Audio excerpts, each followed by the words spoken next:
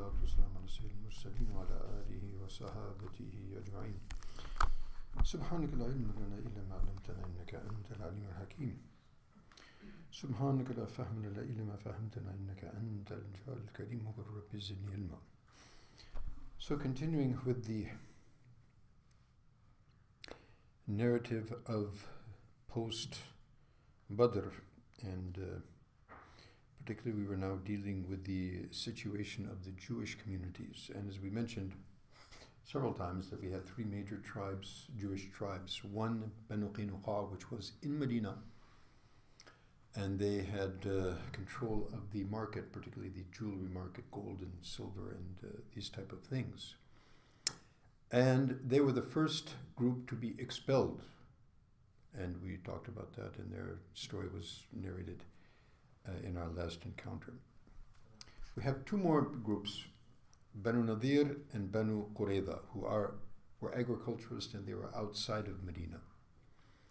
And as we mentioned, Banu Qaynuqa, between them and Banu Nadir and Banu Qurayza, there wasn't very good relationships. They're not only they're enemies of Allah, but when you are the enemy of Allah, then Allah subhanahu wa ta'ala creates animosity between you and others. You see them physically, they seem to be together, but actually their hearts are in dissension. So here we're going to talk about a very significant event that took place concerning the Jewish community, and that was the event of the assassination of Ka'b ibn al-Ashraf. Now, Ka'b ibn al-Ashraf, he was from Banu Nadir. However, his father actually was from the Arab tribe of Tay, and his mother was from the Banu Nadir, and his father died at an early age, so he grew up with his mother's tribe, in the Jewish tribe. So he was not only a standing member of the very sort of prolific member of that community, but at the same time he was also a very accomplished poet, and he was also very wealthy, and he was also very handsome. So he was quite the playboy type also. So now, as we mentioned earlier, and this is the very unfortunate idiosyncrasy with the Jewish community, those who have been following us in our tafsir in the morning. So we talked this morning about the Christians, particularly Najashi, Ashama radiallahu anhu, the king of Ethiopia, who ultimately accepted Islam, and many of the Ethiopian Christians, of the monks and the elite, they ultimately accepted Islam. And when they heard the Quran, they would weep, and their hearts were tender, and because of the fact that they were connected to the divine, they had devoted themselves to whatever they understood to be divine and what is divine, and when they found right guidance, they readily accepted it. The Jews, on the other hand, they were embedded in arrogance and treachery, and that's been going on since millenniums. So rather than being affected by Islam and by the da'wat of Islam and by the Quran, it didn't increase them except in arrogance. And of course, as we mentioned many times, that the main issue with them was the racist tendency that they have, considering themselves to be the chosen people, simply that they are a superior race. So basically, their concept and the concept of the Nazis of Germany is really, there's no difference. Racism is racism, whatever it might be. If Arabs think they're better than the non-Arabs, it's racism. If somebody from America thinks he's better from South America, right? So this is all forms of racism. So that was what was preventing them. So rather than, and as we mentioned also, and we talked about that extensively, that perhaps one of the first written pacts and treaties, sort of constitution, was written as Rasulullah came to Medina, and within that constitution and in that were the sub-treaties and the sort of laws in that, and the articles of that, which were the treaties between the Rasul the Islamic State, and the Jewish tribes, which stipulated that they would not assist the enemies, particularly Quraysh, and Quraysh was named specifically Generally, any enemy, and specifically Quraysh, they were not to, help them in any way, shape, or form, obviously, because they are the avowed enemies. And that they would mutually help one another, they would mutually assist one another. If anyone were to attack Medina, then they would all collectively assist in the defense of Medina Munawwara.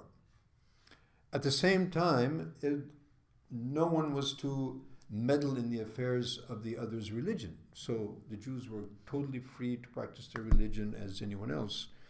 Even the idolaters were free to practice their religion. There was no coercion to enter into Islam. La ikraha fi din. However, it was incumbent upon them to recognize the conditions of the treaty and abide by them. So now, Ka'b ibn al-Ashraf, rather than abiding by the laws of the treaty, he famously made this statement after the killing of the Asanid of Quraysh, the big leaders, so he made this statement basically saying that life is not worth living after the killing of these great people, right? So he was, really, and he went, and thereafter, after Badr, he went actually himself to Mecca, and he stayed there for quite some time. And he gave his condolences, to the... So these are the enemies of Islam. These are the enemies of the people of Medina. And he has also been a signatory, or at least within the bounds of the signatories of this agreement, and he was well aware of it. Nevertheless, so he showed nothing more than animosity towards Islam and total connection and collaboration and coordination with the enemies of Islam. So he went to Makkah and he was, giving his condolences to the people of Makkah and saying this is terrible and, you really need to take revenge for this. So not only he went there to, for that, but actually his objective was to further push the Quraysh, who already have been hit, and they definitely would want to take revenge for that. And so he was prodding them on, and he was reciting poetry, and inciting them with his tongue.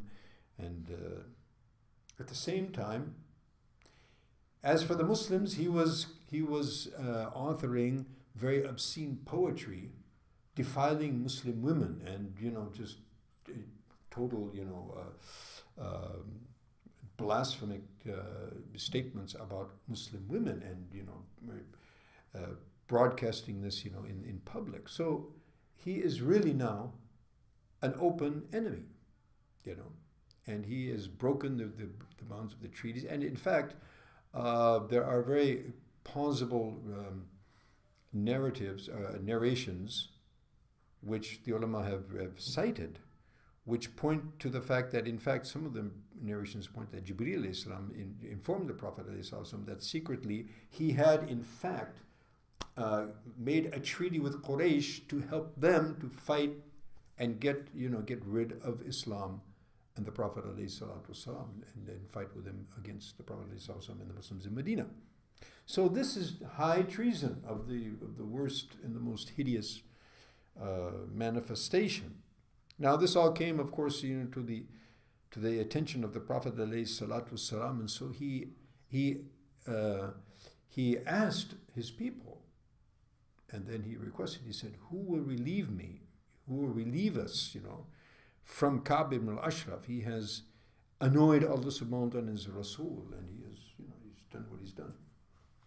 So Muhammad ibn Maslama, one of the Ansar, he said, "Ya Rasulullah, I'll do it." So he and a group of others, but he said, "But give me permission." Now, as you know, truth in Islam is, unnegotiable. Falsehood, we cannot speak lies. However, in war, there's an exception. Al-harb khida, part of the art of warfare is, trickery. So he said, "Ya Rasulullah, allow me to say things to him that may not be true." In other words, perhaps I will show him or make him feel or understand that I am actually fed up and that I'm on his side, and that I'm fed up with Islam, and I would like to also do away with them. So if you give me permission, then So Rasul said, you do what you have to do. Get the job done, right? So now there was another compatriot, Abu Na'ila. His name was actually Silkan ibn Salama, but he's better known as Abu Na'ila, who happened to be the foster brother of Ka'b. So they shared the same network. So they were considered brothers. So they considered themselves, but they were very close previously. So they formed a group and they came to Ka'b. And so they told him, they said, that this fellow has come to Medina and he's really just totally turned everything upside down. He's destroyed our former religion. He's made all the Arabs enemies, and look what's just happened, and it's really bad. And now he's also telling us that we have to spend on this and that and pay zakat and do this and do that, and we have these expenses, and it's just too much for us. We're overwhelmed, and we become poverty stricken also, and we don't even have food for our children. And so actually, what we want from you is a loan. You're a very wealthy fellow, and you're our. And so Abu Na'ila was talking to him.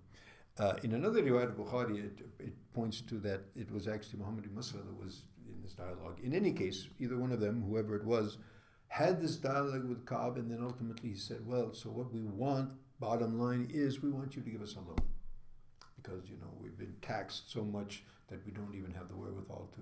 So you can give us a loan. And we'll give you some, we'll give you something as collateral also. So Ka'b says, okay, give me your women. So they said, how is that possible? Anta ajmal al-Arab, you're the most handsome of all the Arabs and you're known for what you are, and that's not going to work. Absolutely, we can't do that. He said, okay, then give me your children.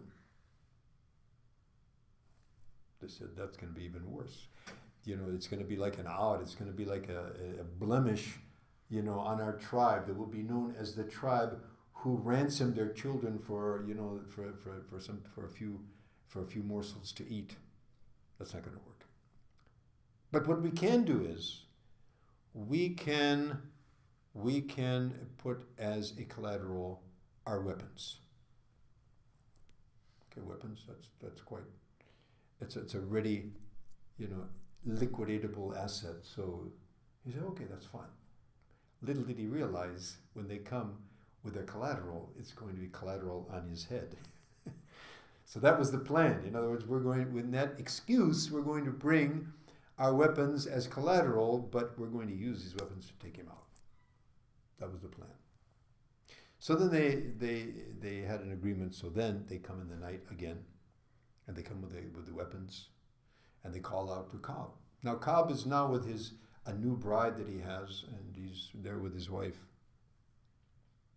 And Abu Na'ila is calling to him, his foster brother. So his wife somehow, in her sixth sense, feels that there's some treachery at hand. And she says, "Who is that? What do they want?" So that's my brother Abu Na'ila. He's calling me, And of course, it's the Arab custom that, if someone comes for your help or your assistance and they're your relatives or they're your allies, then you help them. That's part of the chivalry of being the Arabic chivalry. He said, no, I have to go and see him. That's my brother,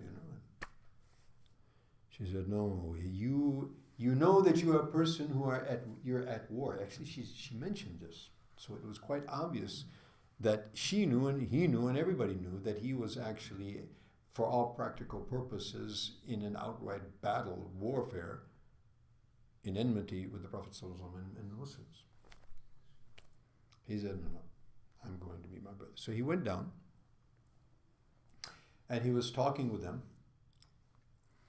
and they were, they said, okay, let's take a little walk, and so they... It's like the mafia. Huh? It's like the mafia. Well, but a good one. Not a bad one, yeah. So they're walking, and now, Ka'b, he's this playboy, and he's very wealthy, and he's got the most expensive perfume, and his hair is just full of, ambar and what all, So then, so in the riwayat of Bukhari, as I remember, it was actually Muhammad ibn Muslim that was, in other riwayats it's mentioning that it was his foster brother. In any case, either one of them, they said, you know, Ka'b, this is really, you know, you've got such a wonderful perfume. Can I just have a good smell of it? He said, oh yes, go and have a good smell. So he put his head down and let him smell. They grabbed his hair and he said, here, get the enemy of Allah. And so, but he had his armor on also, you know, he had his mail on. So they start hitting him with their sword, but it wasn't taking him out. So finally Muhammad ibn Muslim with his knife just stabbed him right in the gut and that was the end of it. And he's screaming and of course, you know, that's out in the countryside, right? And so all the Jews out there, they all had their own little sort of fortresses. Actually, that I've seen pictures of the remains. They claim that those are still the remains of the fort of Ka'b ibn Ashraf outside of Medina. So in any case, now everybody's, you know, what's going on, and then there comes the light that he's been assassinated. In the meantime, they try and go after the assassins, but of course they've escaped. By that time, they get back to the Prophet ﷺ, who has been making dua for them. And one of them was actually injured, and Rasulullah, when he came, he just took some saliva and, you know, said something and rubbed it on, and he was fine. Okay.